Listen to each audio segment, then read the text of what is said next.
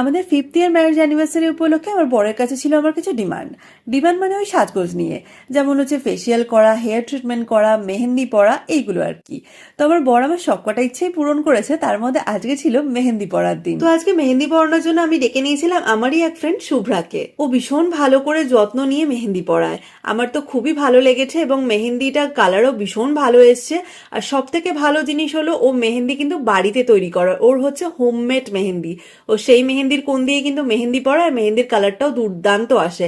আমি মেহেন্দি পরার পর 3বার ফটো তুলেছি, আমি সেই 3টে ফটোই আলাদা করে শেয়ার করে দেবো। ও কিন্তু শুধুমাত্র মেহেন্দি পরায় না, তার সাথে সাথে নেইল এক্সটেনশনও করায়। আমি গুগল থেকে বার করে ওকে দুটো ডিজাইন দিয়েছিলাম, হাতের উপরের জন্য আর হাতের ভেতরের জন্য। তো ওকে বলেছিলাম একদম অ্যাকিউরেট না হলেও তুই এরকম টাইপের চেষ্টা করিস করার।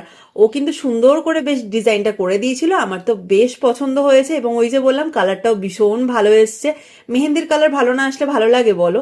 তো যাই হোক, তোমরা যদি ওর কাছ থেকে মেহেন্দি পড়তে চাও অবশ্যই ওর সাথে কন্ট্যাক্ট করতে পারো, আমি কন্ট্যাক্ট নাম্বারটাও দিয়ে দেবো। তোমরা যে কোনো অকেশনে মেহেন্দি পড়তে চাইলে অথবা নেল এক্সটেনশন করতে চাইলে অবশ্যই ওর সাথে কন্ট্যাক্ট করো।